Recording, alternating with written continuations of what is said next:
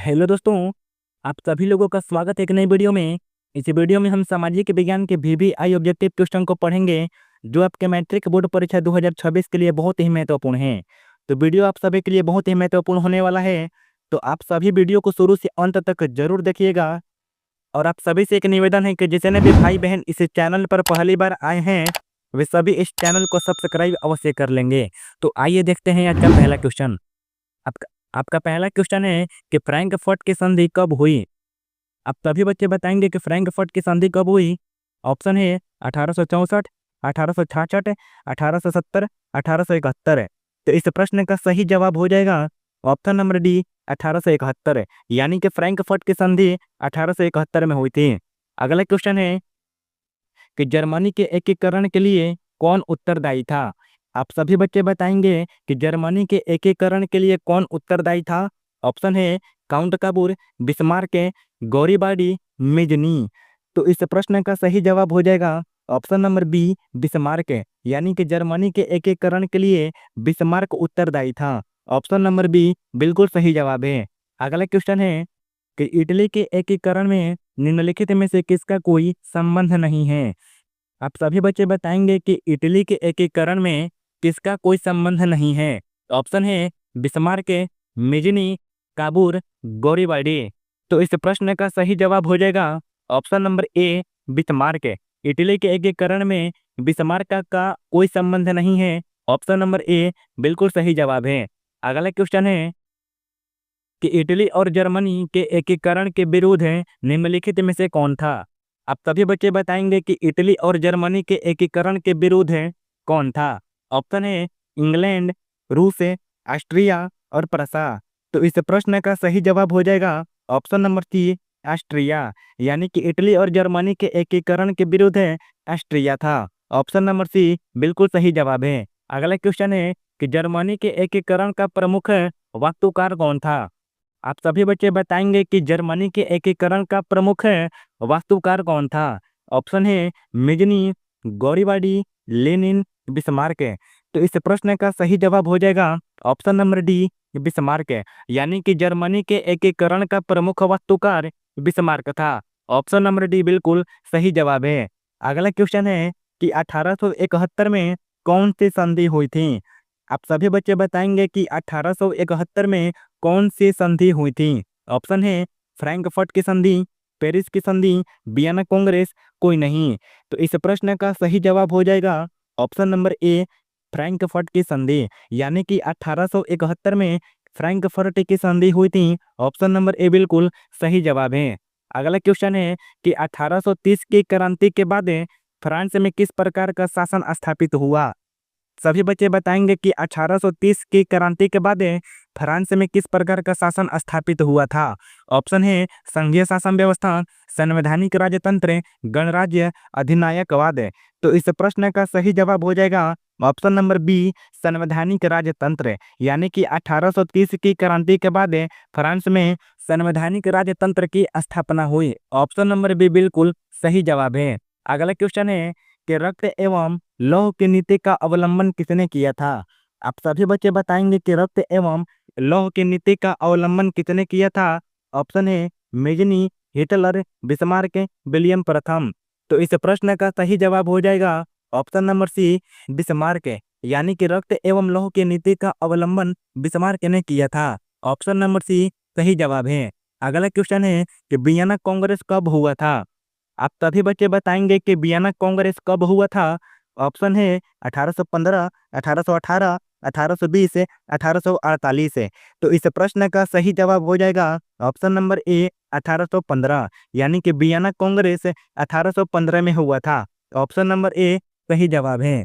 अगला क्वेश्चन है कि मार्टिन लूथर कौन थे। आप सभी बच्चे बताएंगे कि मार्टिन लूथर कौन थे।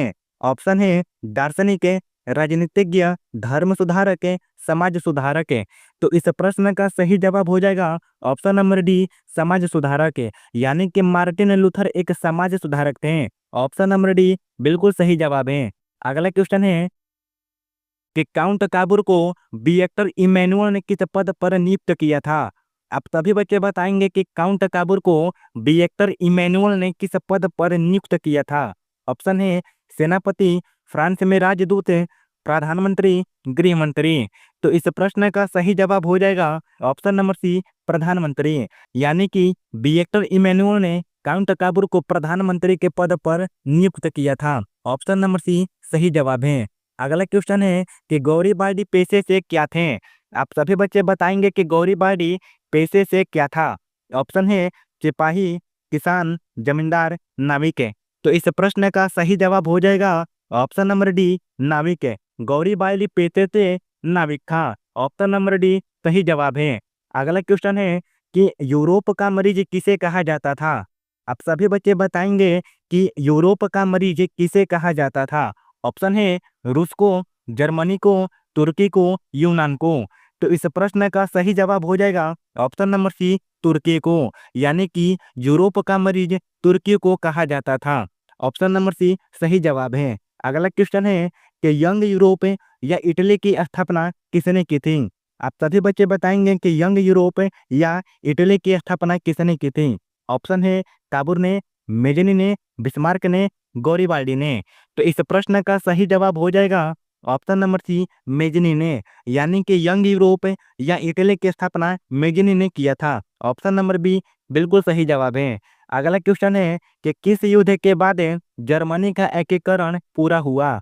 आप सभी बच्चे बताएंगे कि किस युद्ध के बाद जर्मनी का एकीकरण पूरा हुआ।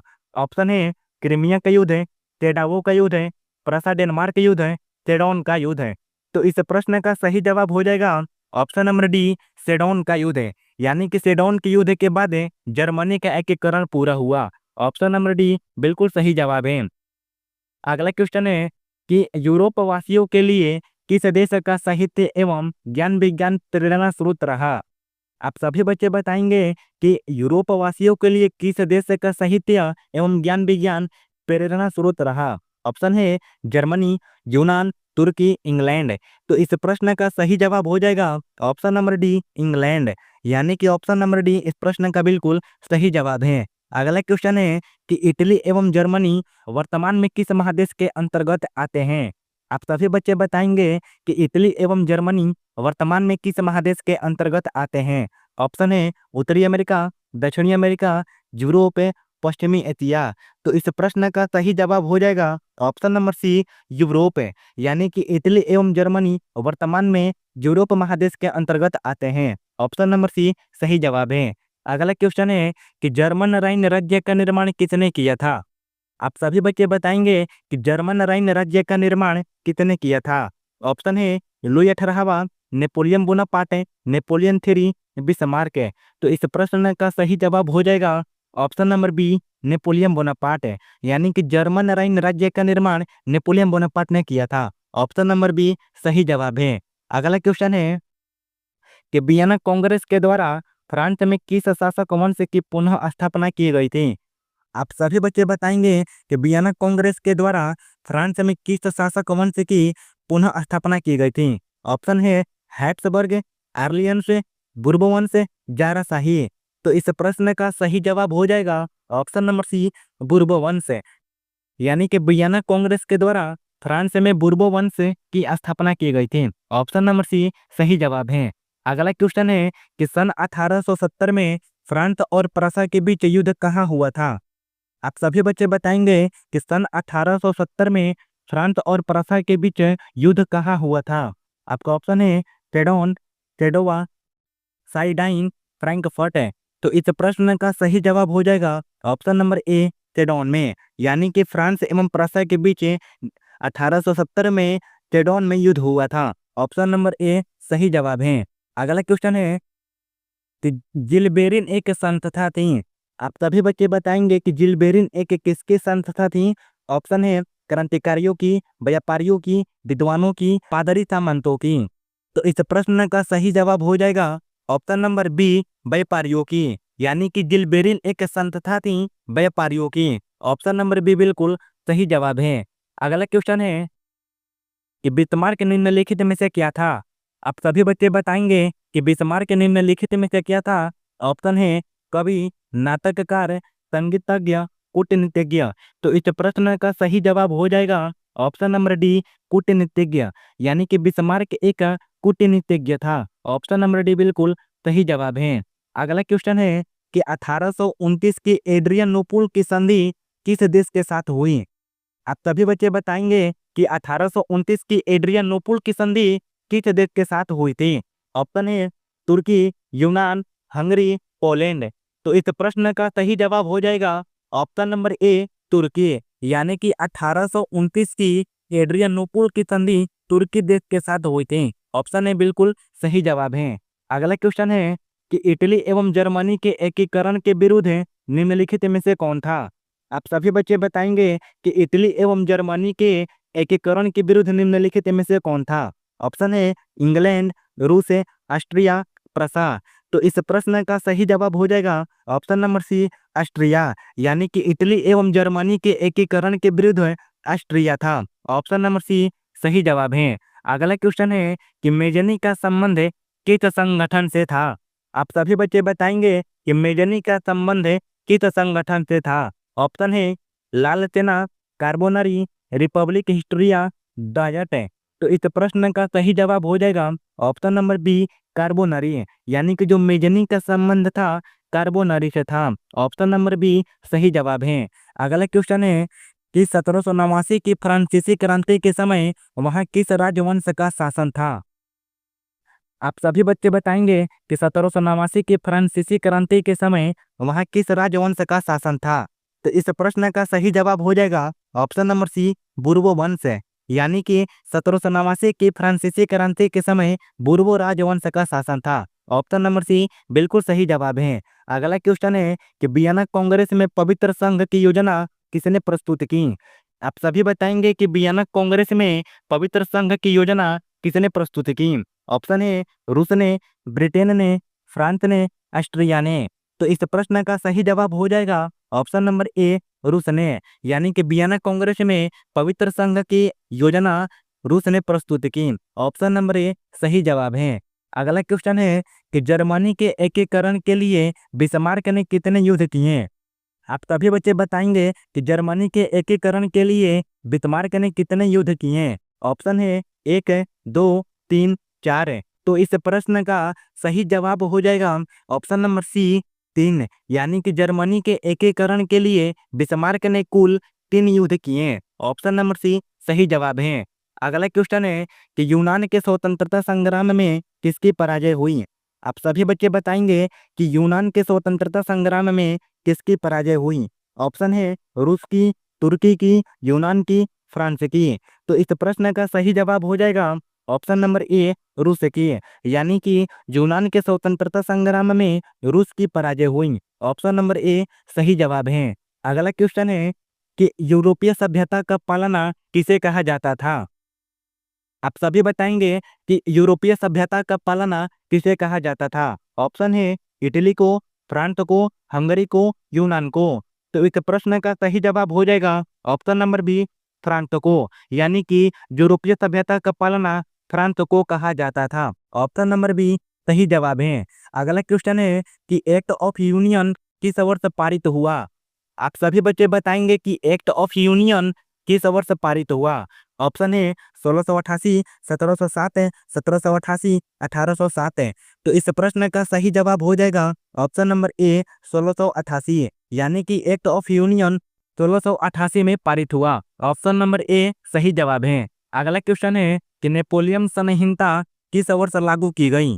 आप सभी बच्चे बताएंगे कि नेपोलियन संहिता किस वर्ष लागू की गई? ऑप्शन है 1789, 1791, 1801, 1804। तो इस प्रश्न का सही जवाब हो जाएगा ऑप्शन नंबर बी 1791, यानी कि नेपोलियन संहिता 1791 में लागू हुई। ऑप्शन नंबर बी सही जवाब है। अगला क्वेश्चन है कि कार्बोनरी की स्थापना किस वर्ष हुई थी? आप सभी बच्चे बताएंगे कि कार्बोनरी की स्थापना किस वर्ष हुई थी? ऑप्शन है 1810, 1815, 1830, 1848। तो इस प्रश्न का सही जवाब हो जाएगा ऑप्शन नंबर डी 1848, यानी कि कार्बोनरी की स्थापना 1848 ईस्वी में हुई थी। ऑप्शन नंबर डी सही जवाब है। अगला क्वेश्चन है कि चारटिस्ट आंदोलन कहाँ संपन्न हुए? आप सभी बताएंगे कि चारटिस्ट आंदोलन कहाँ संपन्न हुए थे? ऑप्शन है ऑस्ट्रिया, इटली, जर्मनी, इंग्लैंड। तो इस प्रश्न का सही जवाब हो जाएगा ऑप्शन नंबर डी इंग्लैंड, यानी कि चार्टिस्ट आंदोलन इंग्लैंड में समाप्त हुआ था। ऑप्शन नंबर डी सही जवाब है।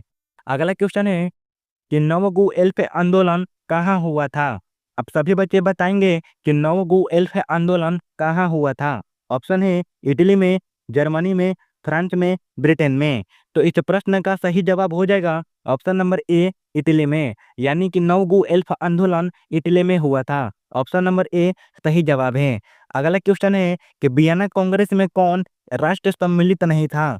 आप सभी बच्चे बताएंगे कि वियना कांग्रेस में कौन राष्ट्र सम्मिलित नहीं था। ऑप्शन है ब्रिटेन, रूस, फ्रांस, जर्मनी। तो इस प्रश्न का सही जवाब हो जाएगा ऑप्शन नंबर डी जर्मनी, यानी कि वियना कांग्रेस में जर्मनी राष्ट्र सम्मिलित नहीं था। ऑप्शन नंबर डी सही जवाब है। अगला क्वेश्चन है कि सेडाओ के युद्ध में किसकी पराजय हुई। आप सभी बताएंगे कि सेडाओ के युद्ध में किसकी पराजय हुई। ऑप्शन है प्रसा की, कार्डिनिया की, ऑस्ट्रिया की, नेपल्स की। तो इस प्रश्न का सही जवाब हो जाएगा ऑप्शन नंबर सी ऑस्ट्रिया की, यानी कि सेडाओ के युद्ध में ऑस्ट्रिया की पराजय हुई। ऑप्शन नंबर सी सही जवाब है। अगला क्वेश्चन है कि प्रसा का शासक कौन था। आप सभी बच्चे बताएंगे कि प्रसा का शासक कौन था। तो ऑप्शन है Napoleon Bonaparte, Napoleon three, Victor Emmanuel, William प्रथम। तो इस प्रश्न का सही जवाब हो जाएगा ऑप्शन नंबर डी विलियम प्रथम, यानी कि प्रसा का शासक विलियम प्रथम था। ऑप्शन नंबर डी सही जवाब है। अगला क्वेश्चन है कि मेटरनिख कौन था। आप सभी बच्चे बताएंगे कि मेटरनिख कौन था। ऑप्शन है ऑस्ट्रिया का चांसलर, प्रसा का चांसलर, फ्रांस का सम्राट, रूस का जार। तो इस प्रश्न का सही जवाब हो जाएगा ऑप्शन नंबर ए ऑस्ट्रिया का चांसलर, यानी कि मेटरनिख ऑस्ट्रिया का चांसलर था। ऑप्शन नंबर ए सही जवाब है। और आप सभी कमेंट बॉक्स में हमें बताइएगा कि रूस के जार का अर्थ क्या होता है। अगला क्वेश्चन है कि नेपोलियन ने जर्मनी में किस संघ की स्थापना की। आप सभी बच्चे बताएंगे कि नेपोलियन ने जर्मनी में किस संघ की स्थापना की। तो इस प्रश्न का सही जवाब हो जाएगा ऑप्शन नंबर सी राइन संघ की, यानी कि नेपोलियन ने जर्मनी में राइन संघ की स्थापना की। ऑप्शन नंबर सी सही जवाब है। अगला क्वेश्चन है कि लाल कुर्ती का टुकड़ी का गठन किसने किया। आप सभी बच्चे बताएंगे कि लाल कुर्ती की टुकड़ी का गठन किसने किया था। ऑप्शन है बिस्मार्क ने, काबूर ने, मेजनी ने, गौरीबाल्डी ने। तो इस प्रश्न का सही जवाब हो जाएगा ऑप्शन नंबर डी गौरीबाल्डी ने, यानी कि लाल कुर्ते के टुकड़ी का गठन गौरीबाल्डी ने किया था। ऑप्शन नंबर डी सही जवाब है। अगला क्वेश्चन है कि राष्ट्रवाद की अवधारणा का जन्म किस घटना से माना जाता है। आप सभी बच्चे बताएंगे कि राष्ट्रवाद की अवधारणा का जन्म किस घटना से माना जाता है। ऑप्शन है पुनः जागरण, औद्योगिक आंदोलन, गौरवपूर्ण क्रांति, फ्रांस की क्रांति। तो इस प्रश्न का सही जवाब हो जाएगा ऑप्शन नंबर ए पुनः जागरण। राष्ट्रवाद की अवधारणा का जन्म पुनः जागरण से माना जाता है। ऑप्शन नंबर ए सही जवाब है। अगला क्वेश्चन है कि किस संधि द्वारा स्वतंत्र यूनान राष्ट्र की स्थापना हुई। आप सभी बच्चे बताएंगे कि किस संधि द्वारा स्वतंत्र यूनान राष्ट्र की स्थापना हुई। ऑप्शन है वियना की संधि, ऑप्शन बी कस्तूनतुनिया की संधि, ऑप्शन सी प्राग की संधि, ऑप्शन डी एड्रियानोपुल की संधि। तो इस प्रश्न का सही जवाब हो जाएगा ऑप्शन नंबर बी कस्तूनतुनिया की संधि। अगला क्वेश्चन है कि सार्डिनिया पिडमाउंट का शासक कौन था। आप सभी बच्चे बताएंगे कि सार्डिनिया पिडमाउंट का शासक कौन था। ऑप्शन है Napoleon three, count Cavour, Victor Emmanuel, William प्रथम। तो इस प्रश्न का सही जवाब हो जाएगा ऑप्शन नंबर विक्टर इमैनुअल, यानी कि सार्डिनिया पिडमाउंट का शासक विक्टर इमैनुअल था। ऑप्शन नंबर सी सही जवाब है। अगला क्वेश्चन और आखिरी क्वेश्चन है कि किस संधि के द्वारा जर्मनी का एकीकरण पूरा हुआ। आप सभी बच्चे बताएंगे कि किस संधि के द्वारा जर्मनी का एकीकरण पूरा हुआ। ऑप्शन है डेनमार्क की संधि, गैस्टिंग की संधि, प्राग की संधि, फ्रैंकफर्ट की संधि। तो इस प्रश्न का सही जवाब हो जाएगा ऑप्शन नंबर डी फ्रैंकफर्ट की संधि, यानी कि फ्रैंकफर्ट की संधि के द्वारा जर्मनी का एकीकरण पूरा हुआ। ऑप्शन नंबर डी सही जवाब है। तो दोस्तों ये थे आज के 45 बहुत ही महत्वपूर्ण ऑब्जेक्टिव क्वेश्चन। आशा करता हूं कि आप सभी को वीडियो अच्छी लगी होगी। वीडियो अच्छी लगी हो तो वीडियो को लाइक अवश्य कीजिएगा और जितने भी भाई बहन इस चैनल पर पहली बार आए हैं वे सभी चैनल को सब्सक्राइब अवश्य कर लेंगे ताकि हमारा वीडियो सबसे पहले आपको मिले। तो मिलते हैं एक बेहतरीन वीडियो में, तब तक के लिए जय हिंद।